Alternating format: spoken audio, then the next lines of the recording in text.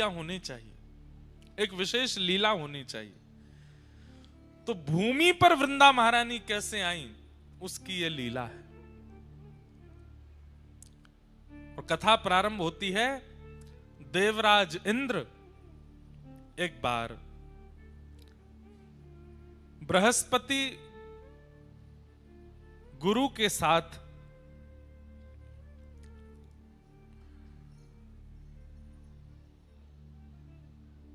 महादेव के दर्शन के लिए प्रस्थान करते हैं। देवादिदेव महादेव के दर्शन के लिए इंद्र जा रहे हैं। और तभी महादेव ने मन में विचार किया कि हमारे दर्शन के लिए देवराज इंद्र आ रहा है, गुरु बृहस्पति के साथ आ रहा है, इसकी परीक्षा लेनी चाहिए, यह हमारे दर्शन का अधिकारी है कि नहीं। और उसी परीक्षा के रूप में महादेव ने शिव गण का रूप धारण किया और बीच मार्ग में आकर के इंद्र की परीक्षा लेने लगे, रोक लिया मार्ग। देवराज हैं इंद्र, तो जा रहे हैं गुमान में कि हम तो देवताओं के राजा हैं, हमको कौन रोकेगा। तभी शिवगण के रूप में स्वयं शिवजी ही आए और आकर के मार्ग रोक दिया। बोले कहां जा रहे हैं, कौन हैं आप अपना परिचय दीजिए। तो कई बार ऐसा होता है बंधुओं, बड़े लोगों से पूछ लें, बहुत प्रसिद्ध लोगों से अगर पूछ लेते हैं ना कि आप कौन हो, तो उनको बड़ी अपनी तौहीन लगती है। प्रसिद्ध लोगों को ऐसा लगता है कि हमसे ये क्यों पूछा कि हम कौन हैं। इसलिए प्रसिद्ध लोग अपने आसपास 15-20 लोग भी रखते हैं, वो तुम बता देना कौन है हम, हमको नहीं बताना पड़े अपना परिचय।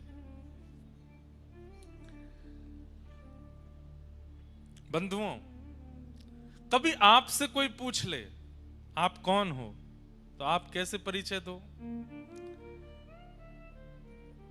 दासानुदास, ठाकुर जी की कृपा अभिलाषी, श्री प्रिया जी की कृपा की किंकरी पाना चाहते हैं, उनके दासों के चरणों के, उनके दासों के दासों के दास हैं, हम अमुक शहर से हैं, हमारा अमुक नाम है, ऐसा करके बता देना चाहिए। नाम वाम बहुत देर में बताना चाहिए। स्वयं का स्पष्ट परिचय नहीं देना चाहिए। और दें भी तो उसमें अत्यंत दैन्य के साथ देना चाहिए। दैन्य मतलब बहुत झुक करके, बहुत दीन बन करके अपना परिचय देना चाहिए। हम वो बात अलग है कि अब आप अमेरिका जा रहे हो, एम्बेसी में पूछ लिया जाए व्हाट्स योर नेम, अब आप वहां कहो दासानुदास कृपानु आदि आदि तो वहां तो स्थिति के अनुसार कोई राह चलता व्यक्ति पूछ ले, बस में बगल में बैठा व्यक्ति पूछ ले, फ्लाइट का व्यक्ति पूछ ले, ट्रेन में कोई पूछ ले, किसी नगर का कोई व्यक्ति पूछ ले, तो क्या अपना परिचय दो। बोले हम तो किशोरी जी के दास हैं।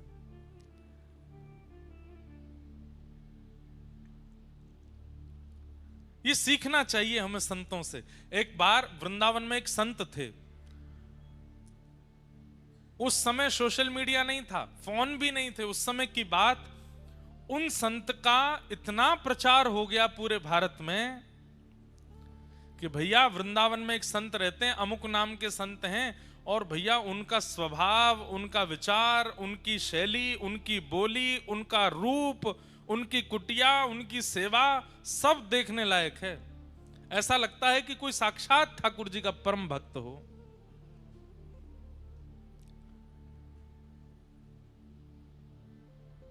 चित्रकूट में एक महात्मा को उनका यश सुनाई दे गया। ध्यान से सुनिएगा। उस समय सोशल मीडिया आदि थे नहीं, गाड़ी बस भी नहीं थी, तांगे चलते थे, और दूर दूर से लोग बहुत मुश्किल से वृंदावन आ पाते थे। तो चित्रकूट में किसी संत ने उनकी जब महिमा सुनी, तो उन्होंने मन में सोचा कि भाई प्राण कब तक तन में रहेंगे, उससे पहले वृंदावन जाके इन महापुरुष का दर्शन कर लेना चाहिए।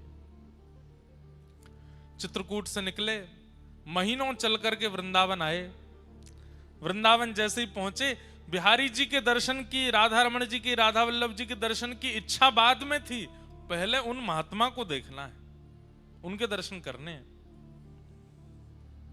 संभवतः हरे राम बाबा नाम था उनका, जो वृंदावन के महात्मा थे। तो जगह जगह पूछ रहे थे, भैया वो महात्मा जी कहाँ रहते? अच्छा, वो परिक्रमा मार्ग में चले जाओ, सीधे जाएंगे तो पानी घाट के बाद में यमुना जी के तट पे ही बाबा की कुटिया है। बोला अच्छा। चलते गए, अब पानी घाट पहुंच गए तो पानी घाट पर जाके पूछा, भैया वो बाबा की कुटिया कहाँ है, बाबा की कुटिया कहाँ है? पूछते पूछते एक महात्मा मिले उनको। उन महात्मा से उन्होंने पूछा, सब लोग इधर देखो, ध्यान से सुनो। बोले भैया वो वृंदावन के एक महात्मा, उनकी कुटिया कहाँ है? तो वृंदावन के वो महात्मा बोले, अच्छा उन बाबा के दर्शन करने? बोले हाँ, मैं अभी थोड़ी देर में वहीं जाने वाला हूं, उनके पास ही, आप चाहो तो मेरे साथ चल देना। बोले हाँ भैया, हम तो वैसे भी अपरिचित होंगे तो हमसे तो मिलेंगे भी नहीं, आपका परिचय होगा तो आपके माध्यम से हम मिल लेंगे। तो चित्रकूट के उन महात्मा को एक वृंदावन के महात्मा अपनी कुटिया में ले गए और ले जाके बोले, आप इतनी दूर से चल के आए, कुछ पाया नहीं होगा, भोजन कर लीजिए। हाँ भैया, थोड़ा सा कुछ पवा दो। तो बढ़िया सुंदर टिक्कर बनाए अपने हाथों से, और टिक्कर बना करके सब्जी दाल रोटी जो भी थी सब उनको पवाया। प्रसाद पाने के बाद वो चित्रकूट वाले महात्मा बोले, भैया अब हमारा पेट भर गया, अब चलें महात्मा के दर्शन कर लें। बोले अभी तो आपने इतना प्रसाद पाया है, थक गए होंगे, थोड़े पौड़ जाओ, आपके हाथ पैर दबा दूं। अरे नहीं नहीं, हमको नहीं पौड़ना, हमको तो उनके दर्शन करने। अरे 10-15 मिनट ने पौड़ जाओ। पौड़ जाओ मतलब नहीं, लेट जाओ। जबरदस्ती वो चित्रकूट के महात्मा को लिटा दिया। अब उनके पैर दबाने लगे, पैरों में घी की मालिश करें, कभी उनको पंखा जलें, उनके शरीर पर इत्र लगावें, हाथ दबावें, कमर दबावें, कोठा दबावें। वो चित्रकूट के महात्मा तो इतने आनंद में आ गए, सो गए। 20-25 मिनट आधा घंटा के लिए नींद लग गई। जब आंख खुली तो कोई और महात्मा वहां खड़े थे, वो नहीं थे जो पहले से वहां थे, तो कोई और महात्मा वहां खड़े थे। तो खड़े हुए, अरे भैया वो कहाँ है बाबा जिनकी कुटिया है? बोले वो ठाकुर जी की सेवा में गए अंदर। अरे भैया हमको इतना पवा दिया, फिर सुला दिया, हम तो चित्रकूट से आए थे हरिराम बाबा का दर्शन करने के लिए, सुबह से व्याकुल, पर ये महात्मा जी देखो इतना बढ़िया प्रसाद पवाया, जबरदस्ती सुबह के मेरे हाथ पांव ऐसे बढ़िया दबाए कि मैं सो ही गया। तो दूसरा महात्मा हंसने लगा। बोले आप जिनकी कुटिया में बैठे हैं और जिनके हाथ से प्रसाद पाए, जिनके हाथ से सेवा कराएं, यही हरिराम बाबा हैं। ये इतनी देर से जो आपकी सेवा कर रहे हैं, ये वही महात्मा हैं जिनके दर्शन को आप आए हो। तो चित्रकूट के महात्मा इतने व्याकुल हो गए, चरणों में गिर गए। बोले बाबा हमने आपसे पूछा हरिराम बाबा के यहाँ जाना है, तो आप बोले कि हम भी वहीं जाएंगे, आ जाओ कुटिया में चलो। क्यों किया आपने ये सब? बोले मैं उसी समय बता देता कि मैं ही हरिराम बाबा हूं, तो पता लगने के बाद अब आप मेरे चरणों में हो, पता लगने से पहले मैं आपके चरणों में था, आपके चरण दबाने का, आपको प्रसाद पवाने का, आपकी सेवा करने का ये अवसर मुझे कैसे मिलता? इसलिए मैंने अपना परिचय नहीं दिया। चित्रकूट के महात्मा बोले जितना मैंने सुना था, जैसा मैंने अनुभव किया था, वो प्रैक्टिकली मैंने देख लिया कि आप कितने ऊंचे महात्मा, आपकी स्थिति क्या। तो वैष्णव भक्त की क्रिया, भक्त का व्यवहार, स्वभाव उसका परिचय दे देता है कि वो कैसा वैष्णव है। सामान्य संसार की तरह आपका व्यवहार है तो आप कोई वैष्णव नहीं हो। आपके व्यवहार में कुछ अलग होगा, आपकी बातों में कुछ नवीनता होगी, आपके विचारों में कुछ नवीनता होगी, आपकी चाल ढाल उठना बैठना सब नवीन होगा, कुछ हटके होगा, और उन सब में विशेष प्रधानता दैन्यता की होगी, ऐश्वर्य की नहीं। ऐश्वर्य की प्रधानता संसारी जीव में होती है, पर दैन्यता की प्रधानता भक्त जीव में होती है। उसके दीनता दिखेगी आपको उसके व्यवहार में। तो इंद्र जा रहा है महादेव के दर्शन के लिए, बीच रास्ते में महादेव शिवगण बनकर के आ गए परीक्षा लेने के लिए, और परीक्षा में इंद्र गुमान में भरा हुआ है, अपने छाती तान के खड़ा है। शिवगण ने पूछा, शिवगण तो नहीं थे, शिवजी थे, वो तुम कौन हो? तो इंद्र बोला मुझे नहीं जानते तुम? बोले हम तो नहीं जानते। ऐसा है सुनो, मेरे आंखों के आगे से चले जाओ और तप करो, तप करके कोई देवता प्रकट हो तो उससे पूछ लेना मैं कौन हूं, मैं अपना परिचय दूंगा तुमको। शिवगण बोले ऐसे कौन हो तुम भैया जिसके लिए हमको तप करना पड़ेगा? बोले वही तो, तप करके पता चलेगा कि मैं कौन हूं। अब सुनो, मेरा समय बर्बाद मत करो, सामने से हटो। यहां इंद्र जिद करने लगा आगे बढ़ने की। शिवगण बोले जब तक परिचय नहीं दोगे आगे नहीं जाने दूंगा। इंद्र बोला मुझे भी सौगंध है अपने स्वर्ग की कि मैं परिचय नहीं दूंगा अपना। शिवगण बोले मुझे भी अपने गणत्व की सौगंध है, मैं तुझे आगे नहीं जाने दूंगा जब तक तू बताएगा नहीं। बस यही कहा सुनी हो गई। जैसे ही इंद्र ने अपना अस्त्र निकाला और अस्त्र निकाल करके जैसे ही शिवगण के ऊपर प्रहार करने लगा, शिवगण तो अंतर ध्यान हो गया, साक्षात देवादिदेव क्रोध में प्रकट हो गए सामने। तीसरा नेत्र तमतमाने लगा, खुलने के लिए तैयार। इंद्र के हाथ पांव कांपे, ये क्या हुआ? ये शिवगण के रूप में साक्षात शिवजी आए थे। चरणों में दंडवत हो गया। शंकर जी बोले तुझे जीवित नहीं छोड़ूंगा मैं, इतना अभिमान अपनी पदवी का। अरे तू मेरे दर्शन क्या करेगा? तू मेरे गणों से ऐसा व्यवहार कर रहा है, तू मेरे दर्शन का अधिकारी है। तब इंद्र ने अपने गुरुदेव, इसीलिए गुरु होने जरूरी हैं। कई बार शिष्य की नैया डूब रही हो तो गुरु जी बचा लेते हैं। गुरु बृहस्पति ने महादेव से कहा, गुरुदेव हे देवादिदेव, ये तो सामान, आप तो जानते हैं इंद्र कैसा है, क्रोध मत कीजिए। 33 कोटि देवताओं के ऊपर इसका राज है, अगर इसे कुछ हो गया तो फिर स्वर्ग देव राजा विहीन हो जाएगा, दैत्य चढ़ाई कर देंगे। हे महादेव आप कृपा करो। तो महादेव का श्वास थोड़ी सी कम पड़ी और जैसे तैसे करके बोले गुरु की वजह से बच रहा है तू, नहीं तो आज तेरे प्राण पखेरु उड़ जाते। बृहस्पति बोले आप बस शांत हो जाओ, आप कुछ कहो मत। महादेव बोले कि अब मैं तो कुछ नहीं कहूंगा, लेकिन जो मेरे अंदर क्रोध प्रकट हो गया है वो बिना निकले मानेगा नहीं, उसे कहां भेजूं? बोले महाराज पृथ्वी में भेज देंगे तो प्रलय आ जाएगा, आकाश में डाल देंगे तो आकाश का भेदन हो जाएगा, लोक सब नष्ट हो जाएंगे। अथाह स्वरूप समुद्र का है, आप समुद्र में अपने क्रोध को विसर्जित कर दीजिए। तब महादेव ने अपना तीसरा नेत्र खोल करके उस प्रकट क्रोध को समुद्र में विलीन किया। समुद्र भी उस क्रोध के तेज को सह नहीं पा रहा था। भूचाल आ रहे थे, ज्वार भाटा आ रहा था, उष्ण हो गया समुद्र का जल। तब समुद्र ने भी प्रार्थना की, बोले महादेव आपके क्रोध को हम भी सहन नहीं कर पा रहे हैं, अब क्या करें इसका? तो बोले इसको फिर किसी एक रूप में प्रकट करके पृथ्वी पर इसको भेज दो।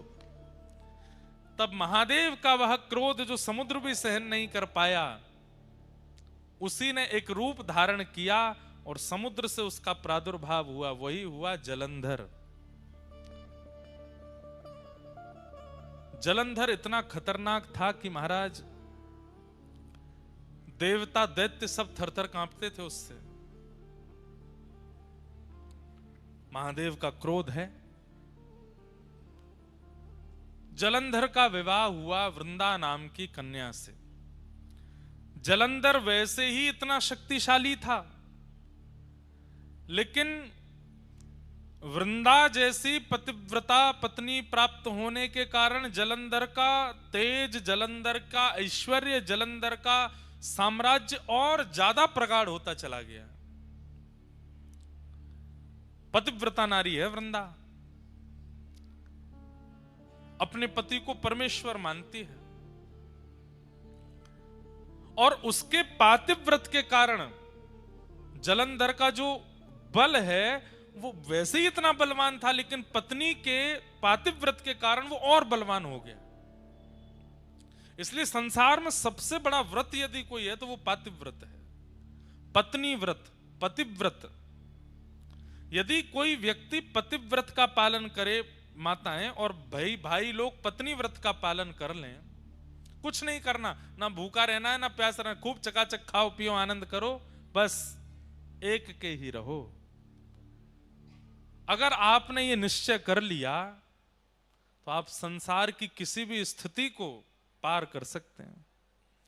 अरे कहां तक कहें, अगर यमराज आ गए पति को लेने के लिए और पत्नी पातिव्रत धर्म का पालन करती है, भले ही पति में लाख दुर्गुण हैं, लेकिन पत्नी पातिव्रत नियम से रहती है, तो उस समय यमराज भी अगर पति को लेने आएंगे तो यमराज भी उसके पति को छू नहीं सकते, पहले पत्नी से आज्ञा लेंगे, हम ले जा सकते हैं इसको।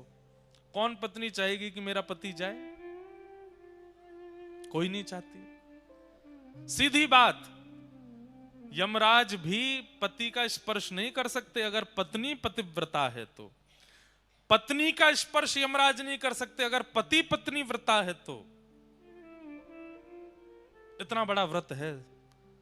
हम दुनिया भर के व्रत करते हैं, पर इस व्रत में कहीं ना कहीं छूट जा रहे हैं। अब सुनिए, वृंदा का ऐसा पातिव्रत, पर देवताओं ने विचार किया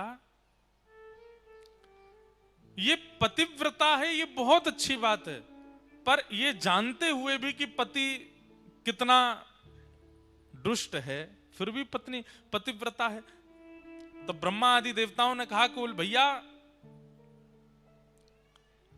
वृंदा अपने पतिव्रत का पालन नहीं तोड़ सकती। तब ब्रह्मा जी से सब देवताओं ने कहा आप जाकर के जलंधर को समझाइए, वो आए दिन देवताओं पर आक्रमण करता है, यज्ञों का विध्वंस करता है। ब्रह्मा जी बोले मैं जाता हूं। ब्रह्मा जी गए जलंधर को समझाने के लिए। जलंधर ने ब्रह्मा जी के ही गला पकड़ लिया, इतना बलवान कि चतुरानन ब्रह्मा जी का गला पकड़ लिया, चारों आंखों से आंसू निकल आए। ब्रह्मा जी हाथ छुड़ा के भागे, युद्ध छिड़ गया देवता और जलंधर के बीच में। ब्रह्मा जी हार गए। देवताओं ने जाकर के प्रार्थना की, देवादिदेव महादेव शंकर जी से बोले महाराज आप कुछ करो। महादेव बोले मुझसे ही प्रकट हुआ है वो, और अपने से प्रकट हुए को मैं कैसे नष्ट कर सकता हूं? मैं तो नष्ट नहीं करूंगा उसको। तब ब्रह्मा जी ने मन में विचार किया कि ये शिव भक्त है बहुत बड़ा, और इसके बल में कटौती तभी आएगी जब इससे कोई शिवापराध बनेगा। ये शंकर जी का अपराध करे तब इसके बल में कटौती आएगी। तो बोले क्या करें? तो नारद जी को बुलाया, नारद जी को भेज दिया, बोले जलंधर के जाकर के कैसे भी शिवापराध कराओ। नारद जी महाराज बोले अभी करते हैं। नारद जी कौन है? स्पेशल रूप से एक प्रकार से देवताओं के डायरेक्टर हैं। ऐसी संरचना करते हैं मूवी की, फिल्म की, ऐसी स्क्रिप्ट लिखते हैं महाराज, अगर देवताओं में भी कभी अवार्ड फंक्शन होता होगा तो बेस्ट डायरेक्टर अवार्ड मिलता होगा नारद जी को। सब जगह ऐसी स्क्रिप्ट तैयार करते हैं। अब क्या किया? नारद जी पहुंच गए जलंधर के पास। जलंधर ने बड़ा स्वागत किया, आइए आइए आइए नारद जी। नारद जी सबके प्यारे हैं, दैत्यों के भी प्रिय हैं, देवताओं के भी प्रिय हैं, सबको प्रिय लगते हैं। नारद जी महाराज पहुंचे। नारद जी ने जाकर के कहा जलंधर तुम्हारे पास सब कुछ है। श्री सोमनाथ महादेव की जय। हमारे अर्पण महाराज जी सोमनाथ महाप्रभु हमारे सोमनाथ महादेव के श्री चरणों से पधारे हैं, आपको बारंबार प्रणाम। द्वारिकाधीश भी पधारेंगे, सोमनाथ जी भी आ गए, डाकोर जी भी आएंगे, सब आएंगे कथा में। और आचार्य स्वरूप में, वहां के प्रतिनिधि स्वरूप में, वहां के पुजारी जी, वहां के विद्वान जन ही यहां आकर के प्रतिनिधित्व करेंगे। प्रेम से सब लोग कहो श्री सोमनाथ महादेव की जय। हमारे अर्पण महाराज जी खूब स्नेह मानते हैं, और जब कभी भी गुजरात में कहीं कथा का क्रम होता है तो कृपा करके पधारते हैं महादेव का प्रसाद लेकर के। आपको बारंबार प्रणाम वंदन। कथा सुनिए सब लोग। नारद जी महाराज से देवताओं ने कहा आप कुछ करो। बोले क्या करना है? बोले जलंधर से शिवापराध कराओ। जब तक ये शिव जी का अपराध नहीं करेगा तब तक इसको हराना मुश्किल है। तो अच्छा, शंकर जी भी कह चुके हैं कि मैं इसको मारूंगा नहीं। क्यों? क्योंकि मुझसे ही प्रकट हुआ है। देवताओं ने कहा कैसे भी करके इससे शिवापराध बने, और इससे शिवापराध बनेगा तो शंकर जी को आना पड़ेगा इससे युद्ध करने के लिए, और शंकर जी आएंगे तो इसका नाश निश्चित हो जाएगा। नारद जी बोले ये तो हमारे बाएं हाथ का खेल अभी करते हैं। तुरंत पहुंच गए। नारद जी जैसे ही पहुंचे, जलंधर ने प्रणाम किया। पूरी सभा खड़ी होकर के दंडवत करने लगी, जय हो नारद जी महाराज को प्रणाम। नारद जी बोले और जलंधर सब आनंद मंगल। बोले भगवान सब आपकी कृपा है, देखिए ना मेरा दसों दिशाओं में कैसा यश हो रहा है। देवता थर थर कांपते हैं मेरे कारण। मैं स्वर्ग की ओर दृष्टि कर लेता हूं तो स्वर्ग में भूचाल आ जाता है। मैं चाह जाऊं तो समुद्र में लहरें नहीं आती। मैं चाह जाऊं तो सूर्य उदय नहीं होते। मैं चाह लूं तो 7 दिन तक चंद्रमा को प्रकाश देना पड़ता है, शीतलता देनी पड़ती है। आपकी कृपा से सब कुछ है भगवान, कोई कमी नहीं है मेरे पास में। नारद जी बोले नहीं, तुम्हारे पास सब कुछ है, बस एक नहीं है। बोले क्या? अति सुंदर पत्नी नहीं है तुम्हारे पास। जलंधर बोला अरे मेरी पत्नी वृंदा, आपने देखा नहीं उसको, कितनी सुंदर है। बोले ठीक है, सुंदर है तुम्हारी वृंदा पत्नी, पर इससे भी लाख गुना ज्यादा सुंदर एक हैं, वो तुम्हारे पास नहीं है। जलंधर तुरंत खड़ा हो गया, किसके पास है आप कहिए, और आप यहीं बैठे रहिएगा, मैं अभी लेके आऊंगा। बोले देव आदिदेव महादेव के बगल में विराजमान श्री पार्वती जी, वो हैं सबसे सुंदर। जलंधर पहले तो रुक गया, वे तो मेरे इष्ट हैं, मुझे उन्होंने प्रकट किया है, मैं उनकी पत्नी कैसे ला सकता हूं। जैसे ये थोड़ा संकोच में आया, नारद जी उठने लगे। बोले हमको पता था अभी तुम्हारी इतने दिग्गज नहीं हुए तुम। ठीक है, तुम्हारा बल है, तुम्हारा प्रकाश है, तुम योग्य हो, पर इतने अभी नहीं हुए हो। नहीं नहीं नहीं नहीं, आप रुकिए, बैठिए। मेरे इष्ट हैं तो क्या हुआ, सब पर विजय प्राप्त कर ली, अब इष्ट पर ही विजय प्राप्त करूंगा। और तुरंत महाराज अपनी तलवार सेना लेकर के सीधा, सबसे पहले तो उसने शुंभ निशुंभ को भेजा, जाओ जाकर के महादेव से कह दो मैं उनकी बड़ी प्रार्थना करता हूं, मैं उनको बहुत मानता हूं, मुझे युद्ध नहीं करना, वे मेरे राजी राजी अपनी पत्नी मुझे हवाले कर दें, मैं युद्ध नहीं करूंगा। शुंभ निशुंभ गए, प्रतीक्षा करता रहा, 5-6 दिन हो गए। पूछा, बोले भैया कहाँ है हमारे वो दोनों गण गए थे? तो बोले वो लौट के ही नहीं आए, महादेव ने मार दिया उनको। अच्छा, इसका मतलब ये भयभीत नहीं है मेरे प्रकोप से, मेरे बल से, मुझे बताना पड़ेगा। और तुरंत महादेव पर भी चढ़ाई कर दी, युद्ध करने लगा, महादेव से युद्ध करने लगा। है तो स्वयं महादेव का ही तेज, महादेव का ही क्रोध। अब यहां महादेव के अंदर भी क्रोध है, और वह क्रोध किससे लड़ रहा है? अपने ही उतने ही बलशाली क्रोध से लड़ रहा है। जितना बल, जितना पराक्रम, जितना तेज, जितना योग्य महादेव का क्रोध है, उतना ही योग्य तो वह भी है, क्योंकि वो वही तो है जिससे वो लड़ रहे हैं। महादेव लड़ते लड़ते बोले भैया ये हमारा क्रोध ही तो है, दोनों 100 नंबर के ही हैं, हमारे अंदर जो क्रोध है और ये वही एक ही बात है। ये 1% भी कम हो तो इससे युद्ध किया जाए, ये पूर्ण परिपूर्ण वही है जो मेरे अंदर क्रोध है। तब सब देवता बोले अब तो एक ही उपाय है। बोले क्या? नारायण के पास चलो। तब शंख चक्र गदा पद्मधारी नारायण के पास गए और कहा भगवान अब आपको युद्ध भूमि में आना पड़ेगा, आप ही इसका नाश कर सकते हो। ब्रह्मा जी भी कर चुके, महादेव तो कर ही रहे हैं, अब आप और आओ।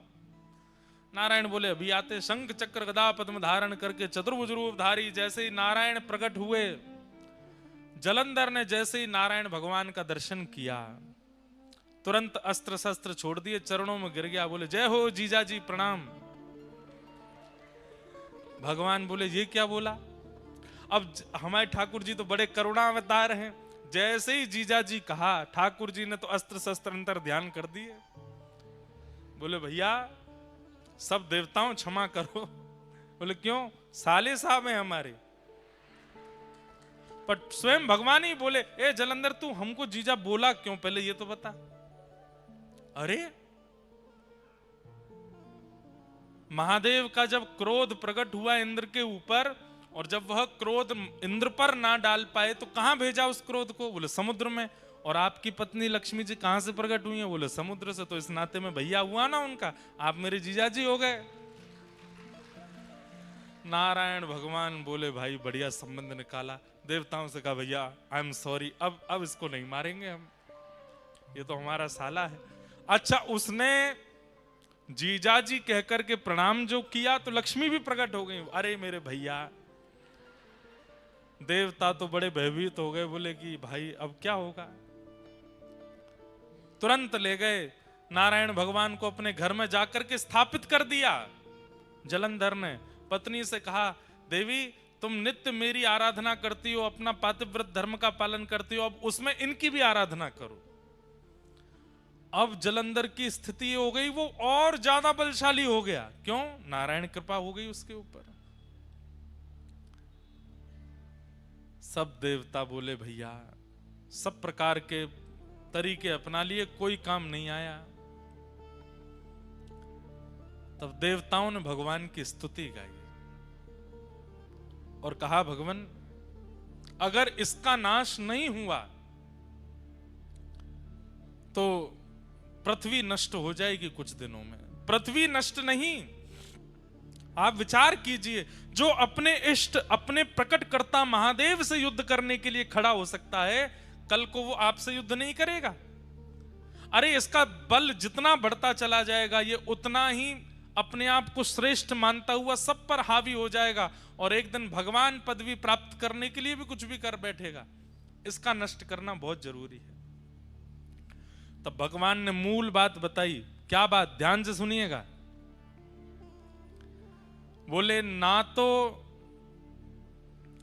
महादेव का क्रोध इसके काम आ रहा है, ना ही ब्रह्मा जी की कृपा इसके काम आ रही है, ना ही मेरे इसके घर में विराजने से इसका बल बढ़ रहा है। इसके बल का मूल स्रोत है इसकी पत्नी का पातिव्रत। देवताओं को भगवान ने समझा दिया। बोले कितना बड़ा व्रत है पातिव्रत। एक पत्नी यदि पतिव्रता हो जाती है तो तीनों देव लग जाते हैं उसको हराने में, लेकिन उस व्यक्ति का बाल बांका नहीं कर पाते। ये पातिव्रत का बल है, और इसका पातिव्रत जब तक नष्ट नहीं होगा तब तक इसका कुछ नहीं बिगाड़ पाएंगे। पातिव्रत नष्ट नहीं करना है, पर अगर व्रत से किसी गलत व्यक्ति का बल बढ़ रहा है तो उस व्रत को समाप्त करना पड़ता है। क्या करें? तो भगवान बोले अब हमको वृंदा को उसके पातिव्रत का फल देना है। और पातिव्रत का फल क्या है? कि पति रूप में साक्षात ठाकुर जी प्राप्त हो जाएं। ये पातिव्रत का फल है। और पातिव्रत के फल के रूप में जलंधर का रूप धारण करके स्वयं श्रीमन नारायण वृंदा के समीप आ गए। बंधुओं, ये वृंदा का पातिव्रत का फल मिला है उसको, कि सामान्य पति नहीं है, जिसके लिए मीराबाई कहती हैं ऐसे बर को बरे जो जन्मे और मर जाए, बलहारी श्री गोपाल जी, बर बर श्री गोपाल जी, जासो चुड़ लो मैं हुए जाए। श्री गोपाल जी पति बन करके आ जाएं। ये तो मीराबाई की इच्छा है। इसके लिए मीराबाई कितनी रोई हैं, कितनी कितनी पीड़ा में रही है, तब जाकर के ठाकुर जी ने उनको वो फल दिया। आज वृंदा को वो फल क्यों दे रहे हैं? क्योंकि उसका पातिव व्रत श्रेष्ठ है। और भगवान ही जलंधर के रूप में आकर के वृंदा के सामने खड़े हो गए और जैसे ही अपने पति के अलावा अन्य की चरणों में प्रणाम करके उनका तिलक किया, उनकी आरती उतार करके, न्यौछावर करके, जल उबार करके, प्रसाद पवा करके उच्छिष्ट पाया, वहां जलंधर जिसके लिए वो पातिव्रत करती थी उसका बल क्षीण होने लगा। क्यों? क्योंकि अब एक प्रकार से जिसके लिए व्रत था, जिसके लिए नियम था, जिसको निहारती थी, जिसके लिए सब कुछ करती थी, वो तो अब ठाकुर जी बन के आ गए ना, तो ठाकुर जी के लिए हो गया। जैसे ही ठाकुर जी के लिए व्रत हुआ, जलंधर के लिए जो व्रत हो रहा था उसका नाश हो गया और वहां रणभूमि में देवताओं के द्वारा जलंधर का वध हो गया। जलंधर का सर धड़ से अलग हुआ और सर से धड़ से सर अलग होकर के सीधा आके पड़ा वृंदा की गोद में। जैसे ही अपने हाथ में गोद अपने पति का मुख देखा, देख करके विचलित हो गई। सामने देखा तो सामने जलंधर बैठा है और गोद में देखा तो मुखमंडल है। तुरंत रोने लगी, आप कौन हैं? मुझे अपना रूप दिखाइए। तुरंत शंख चक्र पद्म धारी ठाकुर जी प्रकट हो गए। वृंदा, तेरे पातिव्रत से प्रसन्न होकर के मैंने तुझे फल दिया, तेरे पति रूप में मैं ही आया हूं। वृंदा बोली, मेरा सौभाग्य कि आप मेरे पति रूप में आए, लेकिन आप छल करके क्यों आए? आप अपने वास्तविक रूप में आकर के मुझे स्वीकार कर लेते। मेरे पति का रूप धारण करके आपने मेरे पातिव्रत को नष्ट क्यों किया? ठाकुर जी बोले, अगर हम वास्तविक रूप में आते तो तुम इतनी बड़ी पतिव्रता हो कि हमको स्वीकार ही नहीं करती, इसलिए हमको तुम्हारे पति का रूप धारण करके आना पड़ा। और सही बात, मूल बात तो यह है वृंदा, तुम्हारे पातिव्रत के कारण तुम्हारे पति का बल इतना प्रकट हो चुका था कि वो पूरे पृथ्वी का, पूरे ब्रह्मांड का नाश कर देता, इसलिए तुम्हारा पातिव्रत टूटना बहुत आवश्यक था। वृंदा बोली, आपने मेरा पातिव्रत नष्ट कर दिया। बोले जी, अब मैं आपको श्राप देती हूं। क्या? कि आप पत्थर बन जाओ, आप एक शिला का रूप धारण कर लो। भगवान बोले, तब भी हम तुम्हें तो नहीं छोड़ेंगे, तुम भी एक तुलसी का पौधा बन जाओ। तुम संग रहोगी तो पाएंगे, तुम संग रहोगी तो बैठेंगे, तुम संग रहोगी तो पिएंगे, क्योंकि तुम्हारे पातिव्रत से प्रसन्न होकर हमने तुमको अब चुन लिया है। अब तुम चाह करके भी हमसे दूर नहीं जा पाओगी। हमारे बिना तुम नहीं रहोगी और तुम्हारे बिना हम नहीं रहेंगे। भगवान एक लीला में कितनी लीलाएं प्रकट करते हैं हम नहीं जानते। एक वैश्या ने भगवान के लिए तप किया और तप करके जब भगवान प्रकट हुए तो भगवान से वरदान मांगा, जैसे श्री यशोदा जी को आप सुख देते हैं, उनकी कोख से आप जन्म लेते हैं, जैसे कौशल्या जी के गर्भ से आप जन्म लेते हैं, ऐसी मेरे गर्भ से भी आपका जन्म हो, ऐसी कृपा कर दो। भगवान बोले, कौशल्या जी के गर्भ से, यशोदा जी के और देवकी मैया के गर्भ से तो हम एक ही बार जन्मे, पर हम तुम पर कृपा करते हैं कि हम तुम्हारे गर्भ से जन्म लेते ही रहेंगे। एक जन्म नहीं, अनेक जन्म होंगे। कैसे? बोले, तुम गंडकी नाम की नदी बनोगी और वृंदा के श्राप से हम शालिग्राम बनेंगे। और जब तक पृथ्वी पर सूर्य चंद्र हैं, जब तक पृथ्वी का अस्तित्व है, तब तक गंडकी में से हम प्रकट होते ही रहेंगे, आते ही रहेंगे, जीव मानव पर कल्याण करते रहेंगे। तो यहां वृंदा ने श्राप दिया कि आप पाषाण बन जाओ। सब घबरा गए। ठाकुर जी बोले, बिल्कुल चिंता मत करो, ये भैया सब हमारी लीला ही है। ये पाषाण का श्राप देगी तभी उस वैश्या के वरदान को हम पूर्ण कर पाएंगे। वो नदी बन करके गंडकी आ गई, अब हम जा रहे हैं, हम शालिग्राम बन के आएंगे, लेकिन हमारी भी शर्त है। क्या? तुम भी एक तुलसी का झाड़ बनोगी, और जब तक तुम नहीं पधराई जाओगी तब तक हम प्रसाद नहीं पाएंगे, तब तक हम जल नहीं पिएंगे, तब तक हम कुछ भी नहीं करेंगे। अरे आसन पे भी जब तुम रखी जाओगी तो ही बैठेंगे, तो नहीं बैठेंगे। एक क्षण के लिए भी तुलसी शालिग्राम जी से दूर नहीं होती। ये भगवान ने वरदान दिया। एक राक्षस ने भी भगवान की तपस्या की, तपस्या करके ठाकुर जी से मांगा, भगवान जब प्रकट हो गए, वरदान मांगो, क्या चाहिए? राक्षस बोला, प्रसन्न हासा रुडलोचलोल्लसत। जब आप ठाकुर जी मुस्कुराते हैं तो आपके गाल बड़े प्यारे लगते हैं मुझको। राक्षस मांग रहा है। भगवान बोले, तो वरदान तो मांगो, क्या चाहिए? बोले कि प्रभु, मैंने बहुत कुछ खाया अपने जीवन में, बड़े बड़े जीव खा लिए, बड़े बड़े जंतु खाए, मानव भी खाए, देवता दैत्य भी खाए, अब आपको खाने का मन कर रहा है। भगवान बोले, तू मुझे खाने के लिए तपस्या कर रहा था? बोले, हाँ, मुझे पता चला कि आप मिलते नहीं हो, आप तभी प्रकट होते जब आप कोई तप करता है, तो मैंने इसीलिए तप किया 1000 वर्ष तक कि आप प्रकट हो जाए तो मैं वरदान में आपको खाने के लिए मांगूं। भगवान बोले, वाह भैया, कैसे खाओगे? बोले, आ जाओ मेरे पास, आपको लेकर के खाना शुरू करूं। आपके गाल पहले खाऊंगा, आपके हाथ फिर खाऊंगा, फिर चरण खाऊंगा। ठाकुर जी बोले, भैया देखो, इस रूप में तो संभव नहीं है। तुम अगर हमारे पास आए भी तो इतनी योगनियां, इतनी शक्तियां चारों तरफ हमारे रहती हैं कि तुम जल करके नष्ट हो जाओगे। तुम्हारी इच्छा पूरी करेंगे। बोले, क्या? कालांतर में तुम एक कीड़ा बनकर के गंडकी नदी में जाओगे, और जब हम वहां शालिग्राम बनकर के आया करेंगे, तुम हमें ही खाया करोगे। उसी से ही हमारे अंदर रूप प्रकट होने लग जाएंगे। तुम्हारी इच्छा पूरी हो जाए, खूब खाना, झिक करके खाना। तो गंडकी में, शालिग्राम जी में कभी कभी आकृतियां प्रकट हो जाती हैं। वो आकृतियां उस राक्षस को ही शाप दिया भगवान ने खाने का। वो खाता है ठाकुर जी को। हमारे ब्रज में तो एक पद गाते हैं, पद गाते हैं मतलब उस भाव से गाते हैं। होली में, खा जाऊं तेरो गाल बड़ो मीठो, खा जाऊं तेरो, हारे खा जाऊं तेरो, हम्बे खा जाऊं तेरो। जब ठाकुर जी गाल में लाल लाल गुलाल लगा करके आते हैं तब गोपियां गाती हैं, लाला इतनो चोखो लग रहा है, ऐसा मन कर रहा तेरो गाल खा जाएं।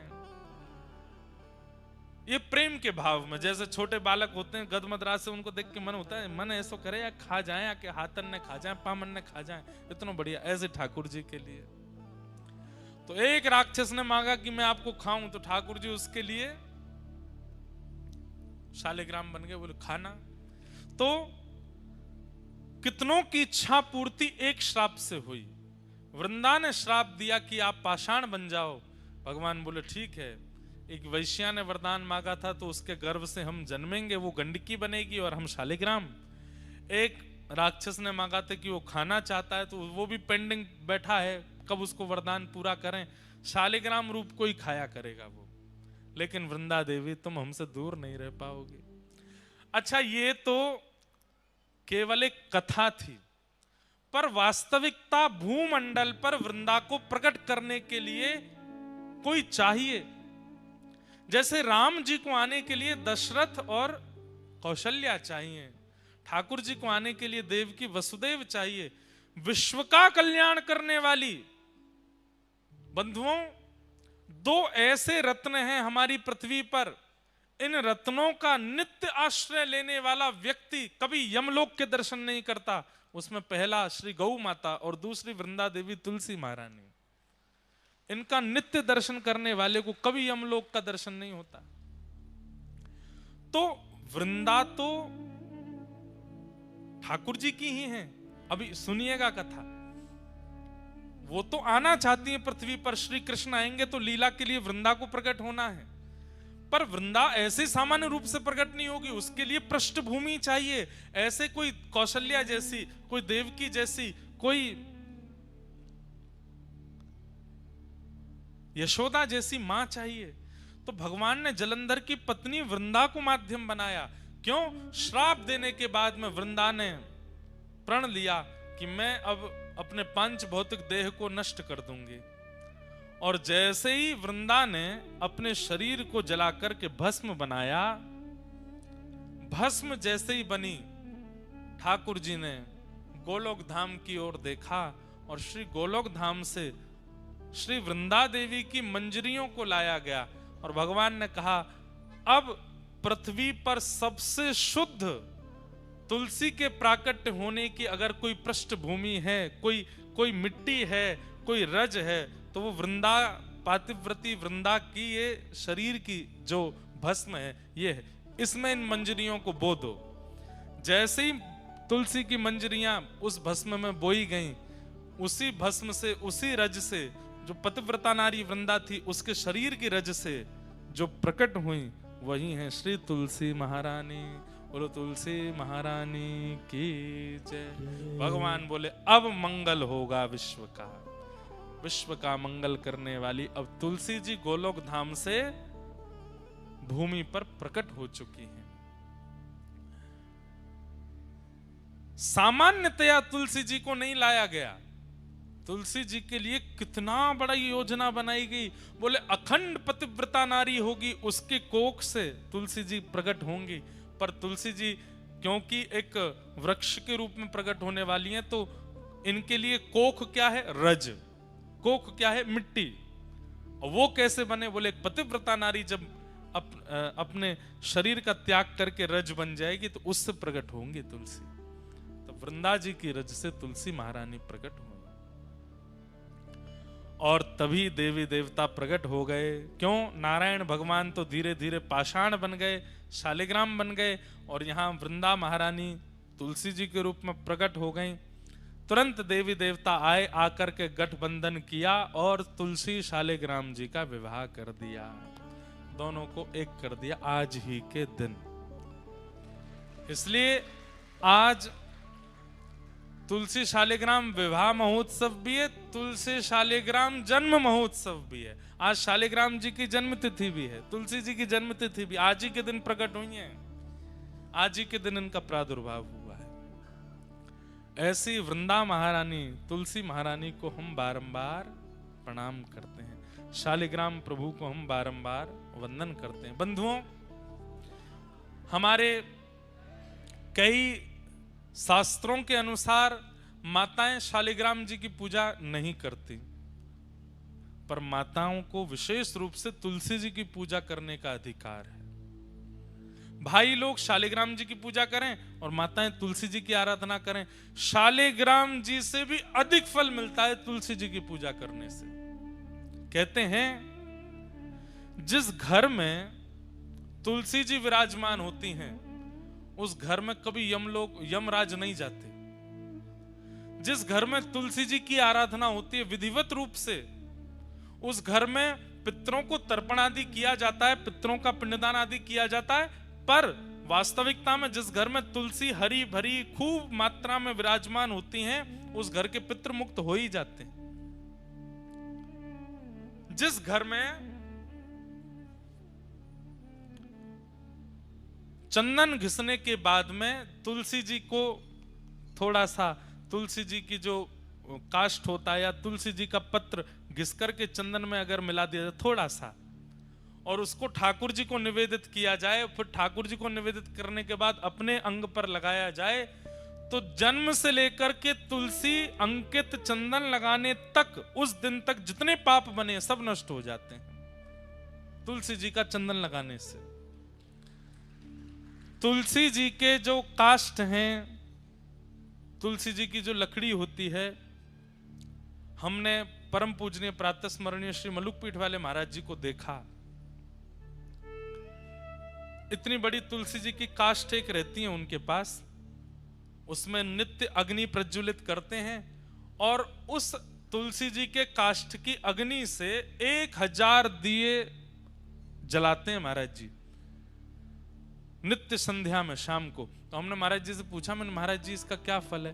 तो महाराज जी बोले तुलसी जी के काष्ठ से एक दिया प्रज्वलित करने से 1000 दिए प्रज्वलित करने का फल मिलता है।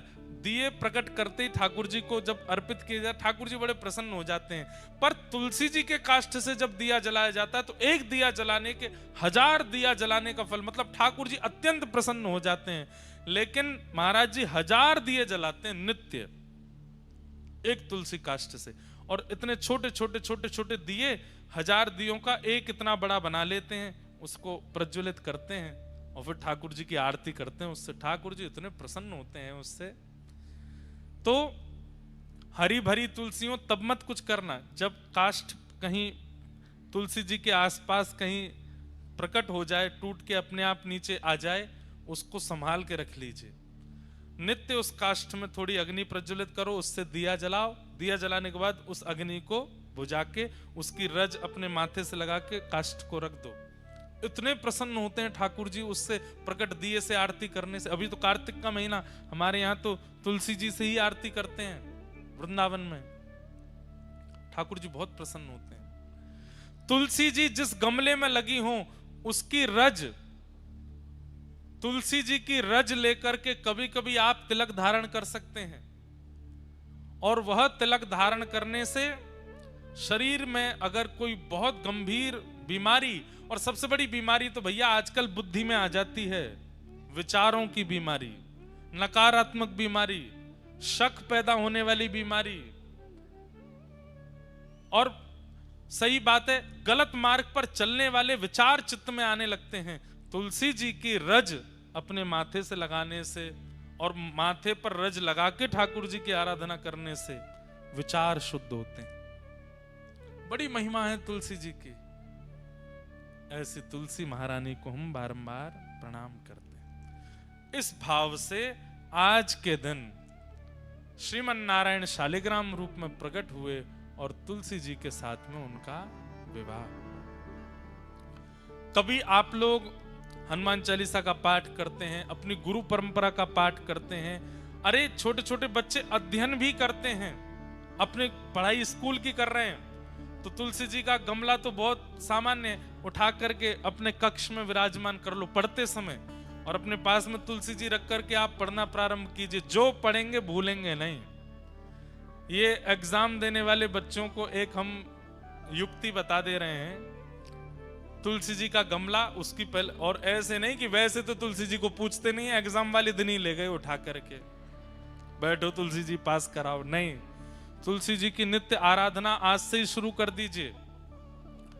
आज्ञा लेकर के तुलसी जी के पत्र तोड़ने चाहिए। द्वादशी के दिन तुलसी जी के पत्र नहीं तोड़ने चाहिए। तुलसी जी के जितने भी पत्र और आदि आदि जो नीचे गिर जाते हैं उन सबको भी प्रणाम करके सबको इकट्ठा करना चाहिए। अगर वो बहुत सूख जाएं तो उनका चूरा बना करके, जिस दिन निषेध है तुलसी जी तोड़ना उस दिन वही प्रयोग करके ठाकुर जी का भोग लगाया जा सकता है। और तुलसी जी की एक और महिमा, अगर तुलसी जी तोड़ नहीं सकते हैं, तुलसी जी का चयन नहीं कर सकते हैं, तो ठाकुर जी पर चढ़ी भई तुलसी उठाओ, उस पर नेक जल डालो, वही दोबारा भोग में अर्पित कर दो, वो पवित्र ही मानी जाती है। तुलसी जी की बनी कंठी माला कंठ में धारण करने वाले व्यक्ति के पीछे पीछे ठाकुर जी खिंचे चले जाते हैं। जहां जहां वो व्यक्ति जाता है ठाकुर जी कहते हैं मैं संग ही रहता हूं। जो गले में कंठी माला पहनता है तुलसी जी के, जो तुलसी जी के मनके पर नाम जप करता है, भगवान कहते हैं कि उसके नाम जप से, मंत्र जप से मैं बहुत प्रसन्न रहता हूं। उसके नाम में, मंत्र में फिर आलस्य, दंभ आदि आदि जो विकार हैं ये आने बंद हो जाते हैं अगर वो तुलसी जी पर नाम उच्चारण करता है तो। और सीधी बात, आप अन्य किसी भी भाव में अगर नाम जप करते हैं तो ठाकुर जी को पता तो चल जाता है नाम जप कर रहा है, पर तुलसी जी पर जब नाम जप करते हैं तो ठाकुर जी थोड़ी पे हाथ धर के सुनते हैं आपके नाम जप को, आपके मंत्र को, आपके भाव को। ठाकुर जी को इतना प्रसन्न है। ऐसी तुलसी जी की महिमा है, उन्हें हम बारंबार वंदन करते हैं, बारंबार प्रणाम करते हैं।